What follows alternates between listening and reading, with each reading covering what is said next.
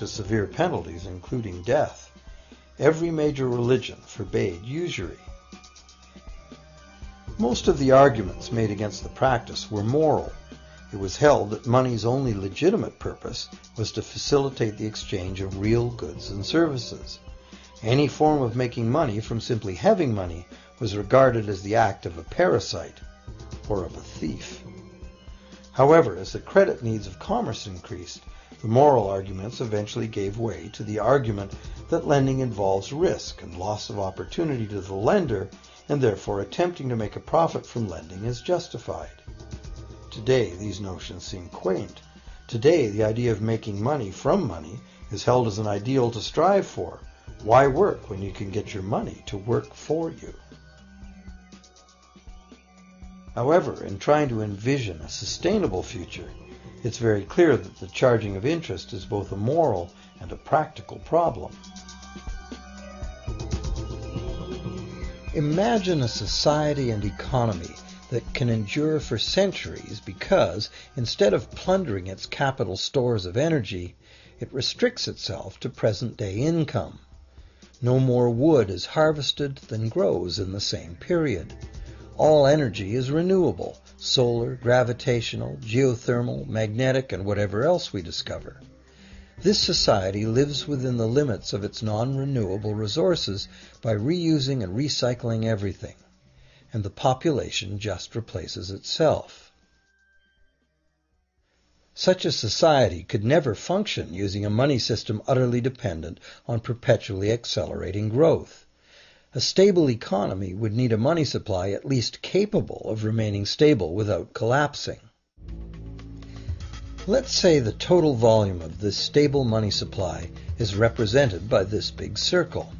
Let's also imagine that moneylenders must actually have existing money to lend. If some people within this money supply begin systematically lending money at interest, their share of the money supply will grow. If they continually re-loan at interest all the money that gets paid back, what's the inevitable result? Whether it's gold, fiat, or debt money doesn't matter. The money lenders will end up with all the money.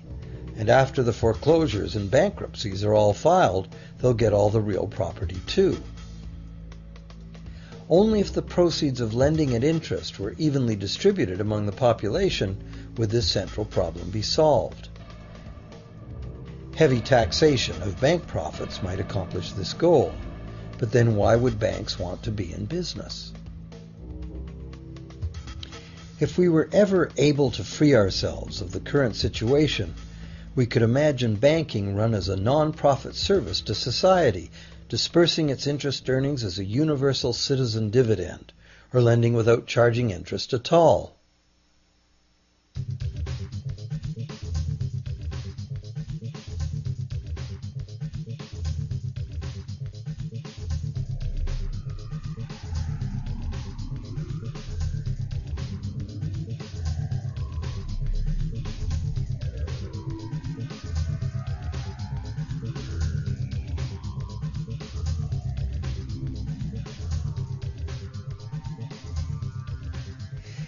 If it is the fundamental nature of the system that causes the problems, tinkering with the system cannot ever solve those problems.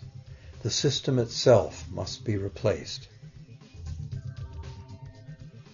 Many monetary critics call for a return to gold-based money, claiming that gold has a long history of reliability.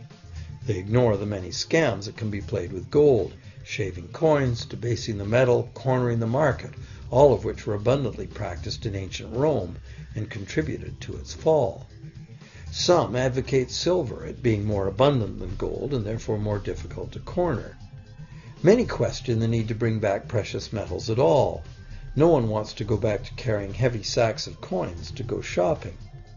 It's a certainty that paper, digital, plastic, or more likely biometric ID money would be the real medium of trade, with the same potential for creating unlimited debt money we have now. Beyond that, if gold again became the sole legal basis of money, those who have no gold would suddenly have no money. Other monetary reform advocates have concluded that greed and dishonesty are the main problems, and that there may be better ways to create an honest and equitable money system than returning to silver or gold. Inventive minds have proposed a variety of alternate ways to create money. Many private barter systems create money as debt, much as banks do, but it is done openly and without charging interest.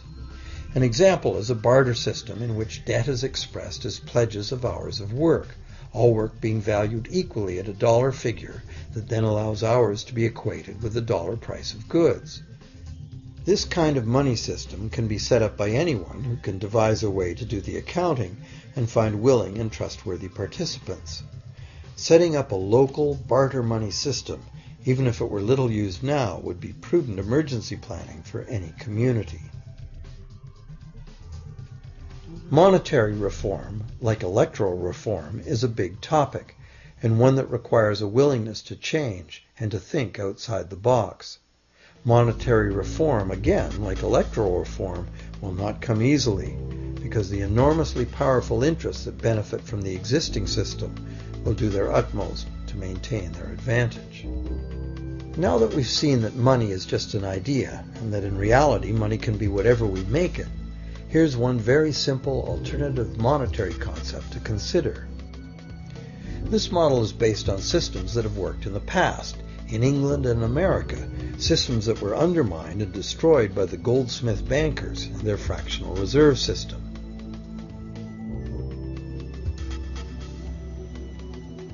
To create an economy based on permanent interest-free money, money could simply be created and spent into the economy by the government, preferably on long-lasting infrastructure that facilitates the economy, such as roads, railroads, bridges, harbors, and public markets. This money would not be created as debt, it would be created as value, that value being in the form of whatever it was spent on. If this new money facilitated a proportional increase in trade requiring its use, it would cause no inflation whatsoever. If government spending did cause inflation, there would be two courses of action available. Inflation is equivalent in effect to a flat tax on money. Whether the money goes down in value 20% or the government takes 20% of our money away from us, the effect on our buying power is the same. Viewed this way, inflation in place of taxation might be politically acceptable if well spent and kept within limits. Or government could choose to counter inflation by collecting tax monies that it then takes out of use, thus reducing the money supply and restoring its value.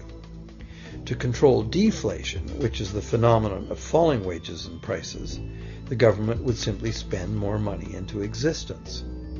With no competing private debt money creation, governments would have more effective control of their nation's money supply.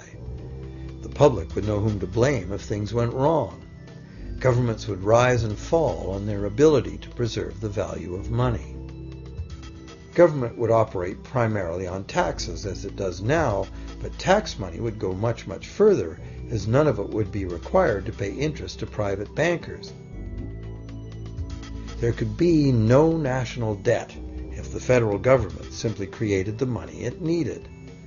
Our perpetual collective servitude to the banks through interest payments on government debt would be impossible.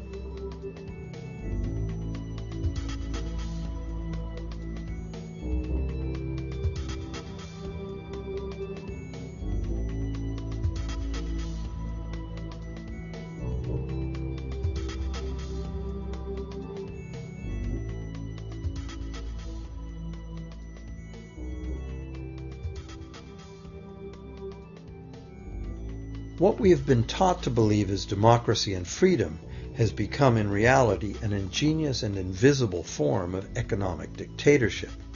As long as our entire society remains utterly dependent on bank credit for its supply of money, bankers will be in the position to make the decisions on who gets the money they need and who doesn't.